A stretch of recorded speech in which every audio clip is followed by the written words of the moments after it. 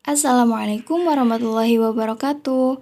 Halo semuanya, perkenalkan nama saya Lailatul Munawaroh dari Prodi Pengembangan Masyarakat Islam UIN Sunan Kalijaga, Yogyakarta. Di sini saya akan memaparkan materi tentang berlomba dalam kebaikan sebagai syarat untuk memenuhi ujian akhir semester mata kuliah tafsir ayat dan hadis. Ayo kita belajar bareng. Allah Subhanahu wa Ta'ala telah memberikan banyak sekali nikmat kepada makhluk-makhluk ciptaannya. Nikmat yang tidak terbatas jumlah dan fungsinya dalam kehidupan kita. Bahkan Allah memberi nikmat sebelum kita memintanya. Kenikmatan yang Allah beri seperti nikmat memiliki anggota tubuh, nikmat memiliki waktu, nikmat memiliki harta, dan nikmat-nikmat yang lain. Nikmat Allah yang tiada tara itu haruslah digunakan untuk meraih ridho Allah dengan selalu berbuat kebaikan. Dengan dilandasi ketaatan kenikmatan yang wajib disyukuri ini mampu membantu kita berkompetisi dalam meraih kebaikan. Berlomba-lomba dalam kebaikan atau dalam bahasa Arab disebut fastabiqul khairat merupakan salah satu amalan yang dianjurkan dalam Islam. Amalan inilah yang akan memberatkan timbangan kebaikan kelak di akhirat. Dikutip dari buku Sunnah-Sunnah Kecil Berpahala Besar oleh Muhammad Safroddin, fastabiqul khairat termasuk salah satu ciri dari orang yang beriman. Allah Subhanahu wa Ta'ala berfirman dalam Al-Quran, Surah Al-Baqarah ayat 148. A'udzu billahi minasyaitonir rajim. Bismillahirrahmanirrahim. Walikulli wijhatun huwa muwalliha fastabiqul khairat. Aynama takunu ya'ti bikumullahu jami'a. Innallaha ala kulli syai'in qadir. Yang artinya, dan setiap umat mempunyai kiblat yang dia menghadap kepadanya. Maka berlomba-lombalah kamu dalam kebaikan. Di mana saja kamu berada, pasti Allah akan mengumpulkan kamu semuanya. Sungguh, Allah Maha Kuasa atas segala sesuatu. Di sini jelas ya perintah Allah untuk berlomba-lomba dalam kebaikan. Dalam tafsir Jalalain dijelaskan bahwa Allah telah menciptakan jalan atau aturan yang nyata dan agama yang akan kita tempuh. Bisa saja Allah menciptakan hanya satu syariat atau cara, tetapi Allah menciptakan beberapa golongan untuk menguji kita untuk melihat siapa yang taat dan siapa yang durhaka. Maka Allah menegaskan untuk kita saling berpacu mengerjakan kebaikan atau berlomba-lomba dalam kebaikan. Allah akan membalas amal kita masing-masing. Rasulullah SAW juga bersabda dalam hadis Jami' At-Tirmizi nomor 2228 Kitab Zuhud.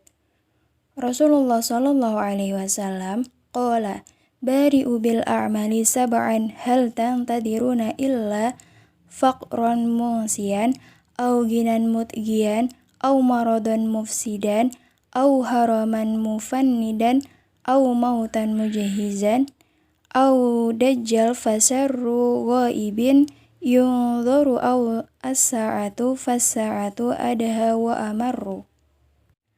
Yang artinya, segeralah beramal sebelum kedatangan 7 hal.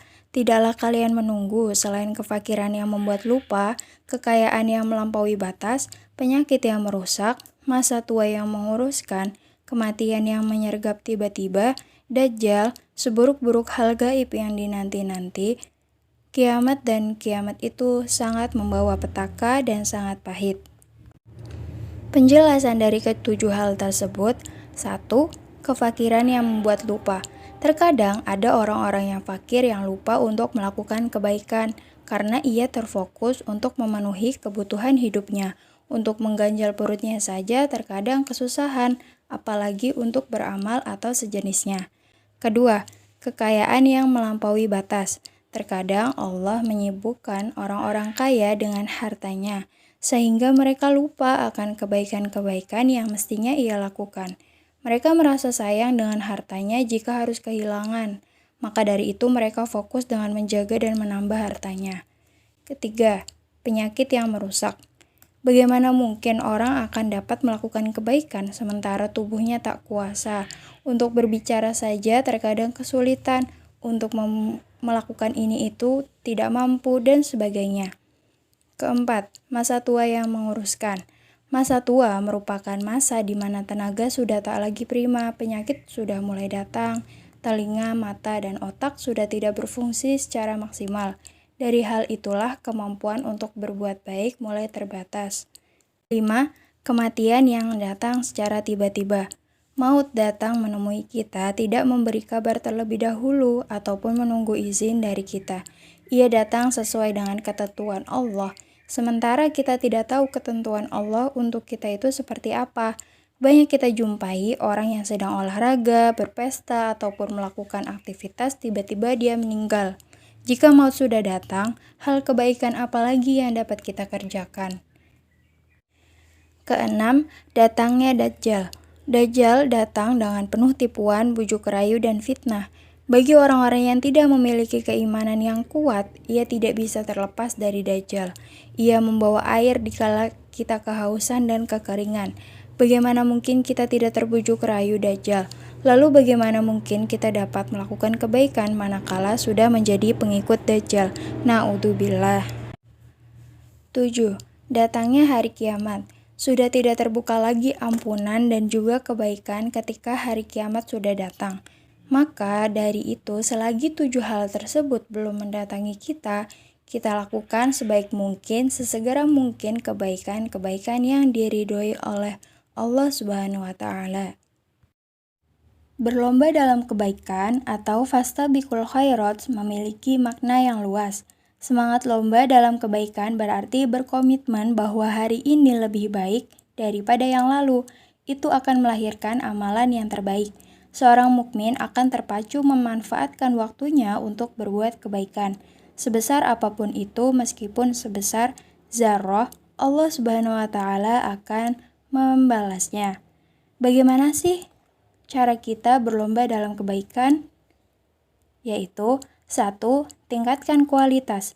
Semangat fastabiqul khairat berkomitmen untuk meningkatkan kualitas amalan. Perbuatan-perbuatan baik hari ini lebih baik dan bermakna daripada waktu kemarin. Begitu pula amalan yang ditargetkan besok seharusnya lebih berkualitas daripada hari ini. Amalan-amalan itu selalu diperbaiki, dan ditingkatkan kualitas serta kuantitasnya. Yang perlu diperhatikan pula adalah kondisi diri masing-masing.